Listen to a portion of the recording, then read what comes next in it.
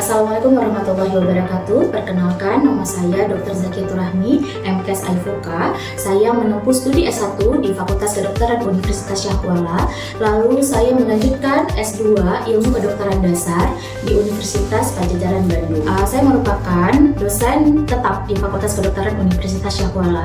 Pada video ini saya akan menjelaskan salah satu mata kuliah yang saya ampuh, yaitu blok Neuromuskuloskeletal yang memiliki bobot 3 SKS. Capaian pembelajaran perkuliahan ini yaitu mahasiswa nantinya dapat melakukan pemeriksaan dan tindakan yang berhubungan dengan keluhan, mengutamakan kejujuran, prinsip-prinsip keselamatan pasien dan diri sendiri dan orang lain sesuai dengan nilai-nilai etika, agama, budaya, dan kemanusiaan.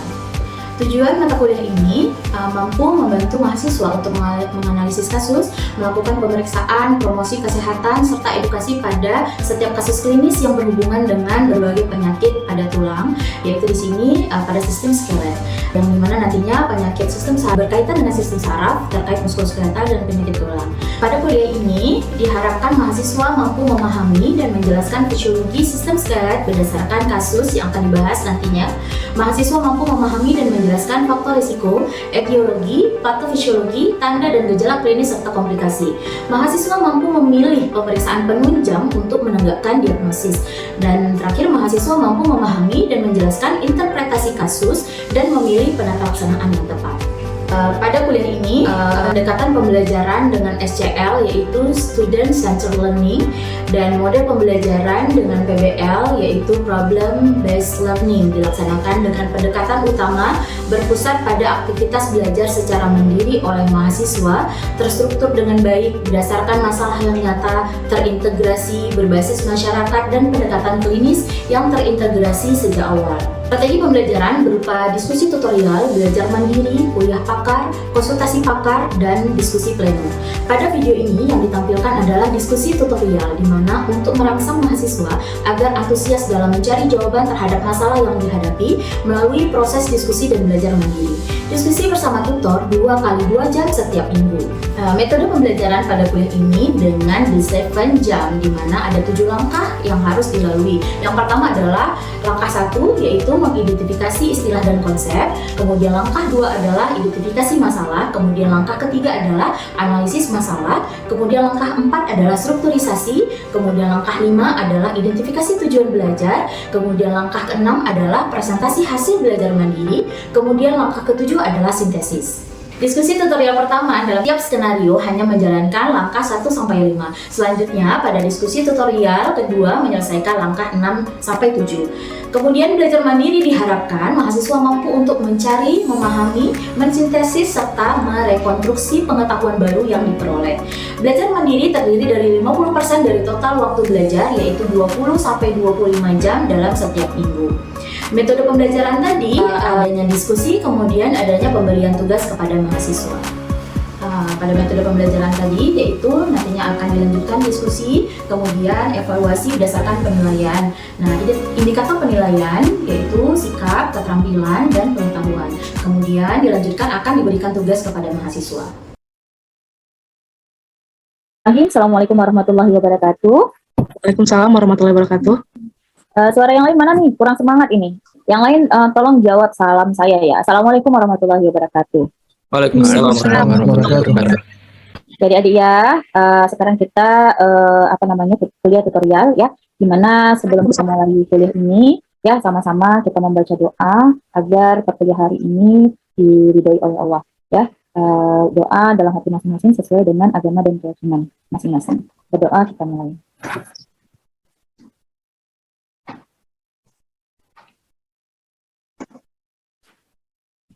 Oke, berdoa selesai ya. Gimana adik-adik hari ini kabarnya? Sehat semuanya?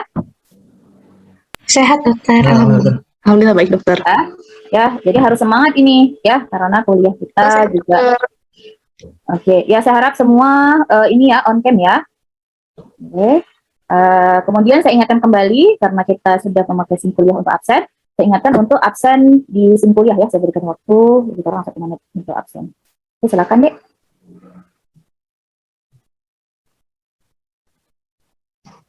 Oke, sudah absen semuanya ya. Kemudian sebelum kita mulai perkuliahan ini, saya selalu menekankan kepada mahasiswa ya untuk kita luruskan niat dulu ya, apa yang kita pelajari hari ini benar-benar niat karena Allah, karena merupakan kadang pahala bagi kita ya, jihad fisabilillah ketika kita menuntut ilmu ini dengan niat karena Allah ya. Kemudian juga nantinya kita akan menjadi dokter yang profesional ya, kemudian bisa bermanfaat bagi orang lain ya, bisa bermanfaat bagi diri sendiri, kemudian bermanfaat bagi masyarakat, bagi keluarga ya. Nah, harus tetap semangat ya untuk memulai kuliah kita hari ini. Nah,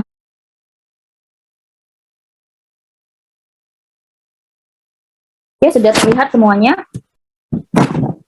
Sudah, dokter.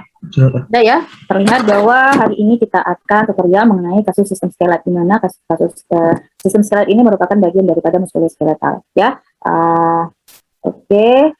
Nah, di sini kita harus mengetahui tujuan dari pembelajaran ini apa saja. Yang pertama, kalian nantinya adik-adik ya mampu memahami dan menjelaskan fisiologi sistem skelet berdasarkan kasus yang akan kita bahas nantinya. Kemudian adik-adik juga mampu memahami dan menjelaskan faktor risiko, etiologi, faktor fisiologi, tanda-tanda dan gejala klinis serta komplikasi daripada suatu penyakit yang akan kita bahas nantinya. Kemudian juga selain kita mengetahui risiko ya, etiologi, faktor fisiologi, tanda-tanda dan gejala klinis, mampu memilih pemeriksaan penunjang untuk menegakkan diagnosis, karena penunjang ini sangat sangat diperlukan nantinya ya, ketika penunjang bisa kita memilih diagnosis apa yang sesuai gitu. Dan juga terakhir kita mampu memahami dan menjelaskan interpretasi kasus dan memilih penata laksanaan yang tepat ya. Nah, ketika tadi penunjang sudah mengarah kepada diagnosis dan kita memilih diagnosis yang sudah benar, nah kemudian nanti penata laksanaannya itu juga dilakukan bisa dengan tepat seperti itu ya. Oke, kemudian, kesepakatan kita di awal dulu untuk prosedur diskusi, ya. Nah, di sini kita akan memilih leader, ya. Leader itu di mana bisa memimpin nantinya kelas dengan baik. Kemudian scriber, di mana kita mencatat, ya. Nantinya ada yang satu orang menjadi notulensi daripada proses diskusi ini. Kemudian ada co-scriber, ya, observer untuk pengamatan jalannya diskusi ini. Ya, waktu nantinya diberikan durasi untuk diskusi itu sekitar 20 menit, ya. Nah, saya harapkan juga mahasiswa di sini nantinya harus konsentrasi penuh terhadap jalannya diskusi, ya. Jadi jangan ada yang mengganggu temannya yang lain, ya. Jadi harus benar-benar patuh kepada leader, ya. Kemudian melakukan proses mendengar secara aktif, ya. Harus benar-benar jangan menyelah teman-teman yang lain, harus mendengar dulu apa yang disampaikan, pendapat dari temannya, gitu ya. Kemudian siapa yang mengemukakan pendapat nantinya, jangan itu aja mahasiswanya, adik-adik ya, harus digilirkan, ya. Jadi adik-adik jangan dia terus gitu yang bertanya, mengemukakan pendapat gitu. Jadi harus digilirkan seperti itu ya. Kemudian nanti memberikan kritikan yang tidak menjatuhkan, ya. Jadi harus memberikan semangat kepada teman-teman yang lain. Kemudian juga kita akan feedbacknya itu harus positif untuk membangun perkuliahan ini menjadi lebih baik. Oke, nah sekarang ada skenario yang akan kita bahas di sini. Ya, mungkin sebelumnya kita menentukan dulu leader. Kira-kira siapa yang ingin menjadi leader untuk proses diskusi kali ini? Boleh? Izin dokter, saya bersedia menjadi leader dokter. Oke, siapa namanya, Dek? Rifda dokter. Oke, Rifda. Oke, boleh. Rifda menjadi leader. Kemudian kita memilih scriber. Scriber, siapa yang bersedia menjadi scriber pada proses diskusi kali ini? Izin dokter, Sylvia bersedia dokter untuk jadi scriber. Baik, Sylvia ya. Rifda tadi menjadi leader, Sylvia menjadi scriber. Co-scriber, kira-kira siapa yang bisa membantu nantinya? Izin dokter. Ya. Zarul bersedia dokter. Zarul. Ya, alhamdulillah ya, sudah ada leader, scriber, dan Zahrul. Oke, yang lain nantinya menjadi observer dan saya juga menjadi observer pada diskusi kali ini. Oke, silahkan kita lanjutkan skenario ya. Kira-kira siapa yang ingin membacakan skenario ini? Izin mungkin saya dokter. Siapa Dek namanya? Nama saya Cikita dokter. Oke, Cikita. Yuk, silakan Dek baca skenario ini. Baik, izin untuk membacakan skenario teman-teman semuanya. Judul skenarionya adalah Aduh, lengan kananku nyeri sekali dan susah digerakkan. Perempuan 25 tahun dibawa warga ke IGD dengan keluhan nyeri pada lengan kanan atas setelah mengalami kecelakaan lalu lintas 15 menit yang lalu. Pasien sedang berjalan kaki dan tertabrak sepeda motor yang melaju kencang pada sisi sebelah kanan. Selain nyeri, pasien juga sulit menggerakkan lengan kanannya. Keluhan disertai dengan deformitas, pembengkakan, dan kontusio pada lengan kanan atas. Pertanyaan pada skenario, apa yang terjadi pada kasus di atas, bagaimana tata laksana awal yang tepat pada kasus tersebut, dan lakukan pemecahan kasus menggunakan tahapan 7 jam. Terima kasih, leader dan juga dokter. Untuk pemecahan kasus secara berdasarkan jam ya. Tadi kita sudah memilih siapa leader ya, scriber dan co-scriber. Baik, kelas ini akan saya serahkan kepada leader. Silakan Rifda ya, tadi menjadi leader ya. Oke, silakan Rifda untuk mengelola kelas, memimpin kelas dengan baik untuk berlangsungnya jalannya diskusi dengan baik. Oke, silakan Rifda.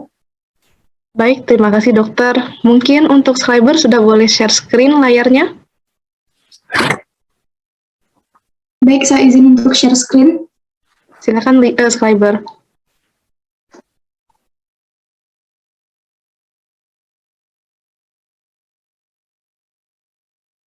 Baik teman-teman, tadi dokter dan Cikita sudah menyampaikan apa yang perlu kita lakukan pada tutorial ini dan skenario juga sudah dibacakan tadi. Sekarang waktunya kita berdiskusi skenario ini dengan 7 jam, yaitu langkah pertamanya adalah mengidentifikasikan istilah dan konsep. Dalam skenario ini ada beberapa istilah yang masih harus kita pahami lebih lanjut. Apakah ada teman-teman yang ingin menyampaikan istilah yang akan didiskusikan? Izin leader. Silakan Saudara Zahrul. Leader, saya izin mengajukan istilah nyeri. Terima kasih leader. Baik, terima kasih Zahrul. Ada lagi yang menambahkan? Apakah ada teman yang ingin mengajukan definisi untuk istilah pertama yaitu nyeri? Izin leader. Silakan Saudara Calvin.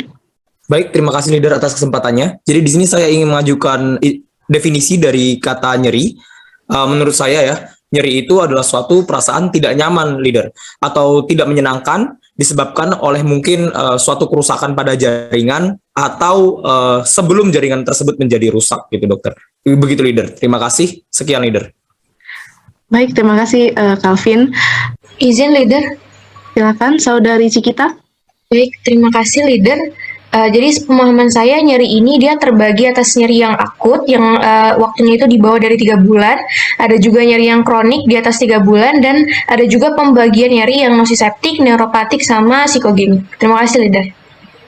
Baik, terima kasih Cikita. Lanjut ke istilah kita yang ketiga yaitu kontusio. Apakah ada teman-teman yang ingin mengajukan definisi untuk istilah kontusio ini? Izin leader. Silakan Saudara Zahrul. Baik, leader, kontusi ataupun disebut luka memar merupakan luka akibat trauma benda tumpul, di mana benturan benda tumpul tadi akan merusak pembuluh darah kecil, kapiler, otot, dan jaringan di bawahnya. Terima kasih, leader. Baik, terima kasih Zahrul. Apakah ada teman yang lain ingin menambahkan definisi istilah untuk kontusio ini? Selanjutnya yaitu menentukan konsep. Dari teman-teman di sini apakah ada yang ingin mengajukan konsep untuk skenario kita kali ini? Izin leader. Silakan Cikita. Menurut saya untuk konsep dari skenario yang ini mengarah kepada fraktur humerus leader. Baik, terima kasih Cikita. Kita dapat tetapkan konsep ini adalah fraktur tertutup humerus. Saya ingin bertanya kepada dokter, izin dokter, apakah kita bisa menggunakan konsep ini untuk skenario ini, dokter? Ya, boleh ya fraktur tertutup humerus, tapi memang secara garis besar nanti akan dibedakan ya, supaya dipecahkan lagi dari skenario itu, fraktur humerus saja. Nanti akan kita, penjelasan ya, untuk fraktur tertutup ada terbuka nanti seperti apa. Nah, itu kita inikan kembali ya. Jadi fraktur humerus saja dulu. Setelah itu nanti kita akan kaji kembali dia tertutup atau terbuka berdasarkan skenario ya. Karena tidak dijelaskan di sini. Terbuka atau tertutupnya dari fraktur humerus tadi. Mungkin itu dari saya, silakan dilanjutkan. Baik, terima kasih dokter untuk sarannya. Jadi teman-teman, kita akan menggunakan konsep fraktur humerus untuk skenario kali ini. Sekarang kita akan berlanjut ke tahap 7 jam selanjutnya, yaitu identifikasi masalah. Apakah ada teman-teman yang ingin mengajukan masalah untuk skenario ini? Izin leader, Silakan, Saudari Bella. saya ingin mengajukan apakah kemungkinan diagnosis dari pasien dengan gambaran klinis tersebut. Terima kasih leader. Baik, terima kasih Bella. Apa ada yang menambahkan lagi? Maka kita bisa berlanjut ke tahap selanjutnya, yaitu analisis masalah. Dari masalah yang pertama, apakah kemungkinan diagnosis pasien dari gambaran klinis tersebut? Silakan, teman-teman. Izin leader. Silakan, Saudara Calvin. Baik, terima kasih leader atas kesempatannya. Jadi tadi kita sudah membaca skenario ya. Di atas itu disebutkan bahwa si penderita dia sulit untuk menggerakkan lengannya dan juga didapati ada deformitas dan juga ada luka memar. Jadi leader, sebelum lebih lanjut mungkin kita harus tahu beberapa kriteria dalam keadaan patah tulang atau fraktur. Nah, di patah tulang ini ada beberapa hal yang harus kita pahami, yaitu salah satu tanda-tanda dari 4 tanda-tanda dari fraktur adalah pertama bisa jadi deformitas, kedua adanya swelling. Nah, seperti yang ada pada skenario, deformitas ada juga, swelling ada juga, tapi dalam sebutan kata pembengkakan. Nah, yang ketiga kita harus mendapati kontusio, bisa jadi kontusio itu maksudnya adalah luka memar. Jadi seperti yang ada pada skenario, bentuknya juga adalah luka memar. Yang keempat, ada kesulitan pasien untuk menggerakkan ekstremitasnya. Itu tanda-tanda bahwa ada sesuatu abnormalitas pada ekstremitasnya. Yang terakhir sebenarnya yang kelima, kita bisa jadi mendapatkan krepitasi pada pasien. Nah, itu biasanya hal yang paling lumrah ya terjadi pada pasien yang memiliki fraktur. Nah, dari hal-hal tersebut, leader, ada 4 hal yang sudah saya sebutkan tadi, ada 4 dari 5 hal yang saya sebutkan tadi sudah ada pada skenario. Maka di sini saya memiliki kecurigaan bahwa kemungkinan pasien mengalami fraktur pada humerus dextra. Karena tidak didapatin luka, mungkin saya lebih prefer ke arah fraktur tertutup pada humerus dextra. Sekian leader, mungkin teman-teman ada yang mau menambahkan. Terima kasih leader atas kesempatannya. Izin leader. Silakan, Saudara Calvin. Baik, terima kasih leader atas kesempatannya. Jadi dari poin pertanyaan yang kelima, yaitu bagaimanakah penata laksanaan pasien di atas. Baik, jadi setelah hasil dari pemeriksaan fisik dan pemeriksaan penunjangnya keluar leader, maka kita akan tata laksana kejadian pada pasien ini sesuai dengan hasil dari diagnosisnya. Biasanya kan pemeriksaan penunjang dan fisik ini akan mengokohkan diagnosis kita gitu ya. Jadi penata laksanaan di sini yang biasa dilakukan adalah melakukan pembidayaan. Itu biasanya kalau di awal leader. Jadi misalnya ada seseorang yang mungkin ya tadi dari KLL kan, misalnya sebelum dibawa ke rumah sakit atau pre-hospital treatment yang harus diberikan adalah pembidayaan, yaitu imobilisasi. Bahasa Inggrisnya mungkin kita sebut sebagai splinting, yaitu biar nanti dia bagian lengan yang seperti itu tidak bergerak, jadi tidak akan memberikan cedera yang lebih. Nah, waktu di rumah sakit, maka kita akan melakukan pembidayaan yang tadi, mungkin kita akan lanjutkan ke arah yang lebih baik, yaitu terapi definitifnya. Biasanya kita menggunakan ORIF atau Open Reduction Internal Fixation. Dimana kalau misalnya teman-teman belum tahu, ORIF ini caranya sedikit invasif ya, karena nanti setelah kita melakukan reduksi, jadi kita akan reduksi itu biasanya akan ditarik ya tangannya supaya nanti tulang yang tadi tidak inline atau seperti ini bisa menjadi lebih baik lagi seperti ini. Lalu kalau misalnya masih agak sedikit bergerak-gerak, maka kita akan fiksasi dengan cara sedikit membelah di dalamnya, sedikit belah bagian kulit dan jaringannya, kita dorong tulangnya, lalu kita fiksasi menggunakan suatu plat besi seperti itu ya, difiksasi ke dalam tulangnya. Lalu kita jahit, setelah jahit nanti mungkin kita akan melakukan pembidayaan lagi, kita splinting, sehingga tidak ada imobilisasi dari lengan si pasien. Mungkin itu aja yang mungkin saya bisa sampaikan. Mungkin ada tambahan dari leader dan teman-teman. Terima kasih leader atas kesempatannya. Baik, terima kasih Calvin untuk penjelasan yang sangat lengkap. Untuk tahap ketiga yaitu analisis masalah sudah selesai kita laksanakan. Sekarang kita akan berlanjut ke tahap selanjutnya dari 7 jam, yaitu strukturisasi. Baik, di sini di strukturisasi ini kita akan membuat semacam pemetaan untuk apa saja yang akan kita pelajari di skenario ini dan di pertemuan selanjutnya. Nah, saya ingin bertanya kepada dokter, izin dokter, apakah strukturisasi ini sudah tepat, dokter? Baik ya, Rizda, fraktur humerus ya, boleh mekanisme kalau trauma tadi sudah dirubah di atas ya, otomatis mekanismenya itu adalah mekanisme fraktur humerus supaya kita lebih mengerucut gitu ya. Kalau memang trauma itu sangat luas sekali ya. Mungkin sejauh ini sudah baik ya, sudah tercover semua apa-apa yang kita pelajari tujuan pembelajaran kali ini ya. Oke, dilanjutkan Rizda. Baik, terima kasih dokter. Kita akan masuki langkah yang kelima, yaitu identifikasi dari learning objective, yaitu kita menentukan apa saja yang perlu kita pelajari setelah membahas skenario di hari pertama ini. Dan learning objective ini akan kita diskusikan di hari kemudian. Apakah ada teman-teman yang menambahkan? Sudah selesai untuk 5 tahap pertama kita dalam melakukan tutorial dengan tahap-tahap 7 jump. Mungkin kelas ini bisa diambil alih lagi oleh dokter. Ya, terima kasih Rizda ya sudah memimpin kelas ini dengan sangat baik ya. Mungkin di sini saya tambahkan untuk identifikasi learning objektifnya itu harus kita runut dari awal ya, Dek. Misalnya seperti patofisiologi pada fraktur humerus itu apa ya. Kalau ini kan mengetahui tindakan awal ya, tidak runut gitu. Jadi kita mengetahui dulu patofisiologi, kemudian pemeriksaan fisik ya, kemudian penunjangnya itu apa, kemudian nanti baru komplikasi apa. Ini sudah ada ya, komplikasi fraktur humerus dan diagnosisnya, kemudian prognosis, langkah awal dulu ya, tindakan awalnya seperti apa, kemudian prognosis, baru selesai ya. Prinsip penata pelaksanaannya seperti apa, kemudian baru prognosis terakhir. Ya, jadi harus dirunut untuk LU-nya. Ya, mungkin sudah sangat baik sekali. Berikan aplaus buat kita semua.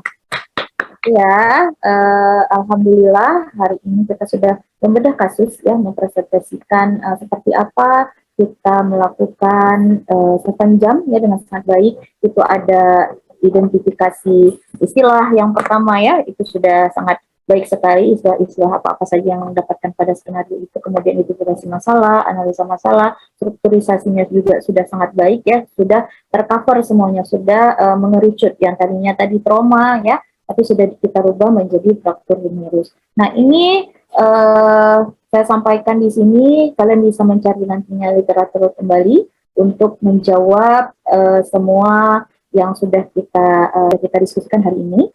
Nah di sini beberapa penilaian yang akan saya lakukan ya.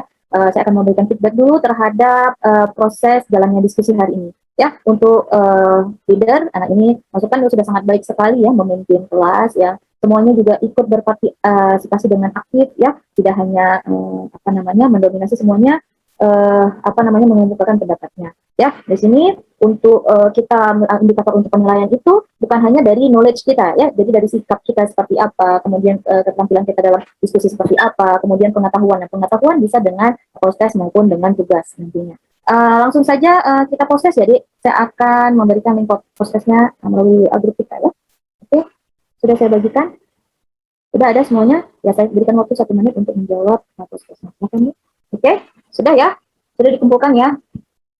Itu saya hanya melihat bagaimana kemampuan kalian ini sistem slide ini. Ya, kemudian terakhir sebelum selesai ya, saya tutup kuliah pada hari ini. Saya akan memberikan tugas, mohon dicatat ya, di mana nanti ada pembagian kelompok, dibagi 3 kelompok, ya sesuai dengan urutan pada absen ya. Jadi nomor 1 sampai nomor 3 itu kelompok 1, dari 4 sampai dengan 6 itu kelompok 2, dan dari 6 sampai 10 itu kelompok 3. Ya, menurut sesuai absen. Kemudian buat makalah 10 sampai 20 halaman masing-masing kelompok ya, terkait dengan kasus yang kita bahas tadi. Kemudian tugas kelompoknya diupload pada e-learning paling telat itu tanggal 26 September ya, format filenya, nama kelompok, mata kuliah, dan tanggal ya. Diharapkan ketika jangan terlalu pas-pas sekali ya, kumpul tanggal 26, jadi kalau bisa sebelum tanggal 26 supaya nilainya itu lebih baik. Siapa cepat dan tepat, nah itu penilaiannya akan lebih baik gitu ya. Nah kemudian lembar penilaian tugas yang akan saya nilai ini ya, bisa dibacakan ya, misalnya dengan time sembunyian ya, kesalahan dan jangan ada yang typo minimal kurang dari 5, spasi 1,5, Ya, ini margin dilihat plagiasi kurang dari 30%. Nah, di sini saya tekankan plagiasi sangat banyak mahasiswa yang melakukan copy paste dari makalah-makalah orang lain, ya. Nah, saya harap di parafrase plagiasinya itu kurang dari 30%, ya. Nanti ini kita akan cek pada board meeting. Kemudian analisis secara jelas, ya, menyajikan kasus dengan bahasa yang benar, jelas, dan lengkap, ya. Kemudian dapat mengaplikasikan kasus dan menggunakan apa dasar contoh tadi yang kita lakukan. Kemudian nanti menyimpulkan kasus, dapat menyimpulkan kasus dengan jelas sesuai dengan skenario. Mungkin seperti itu dari saya. Ini referensi. Oke, terima kasih adik-adik ya sudah kita mengikuti kuliah dengan baik ya.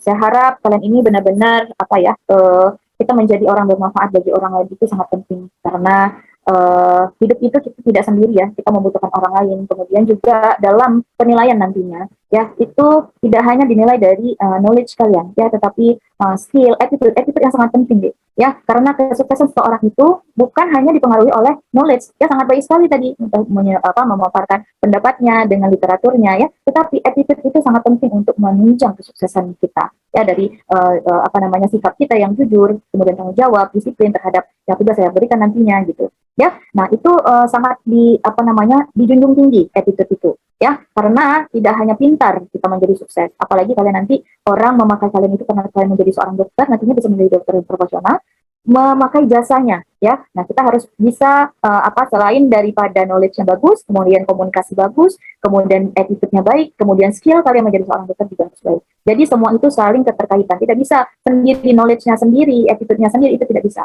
ya. Yang paling penting attitude itu 80% untuk kalian itu bisa sukses nantinya.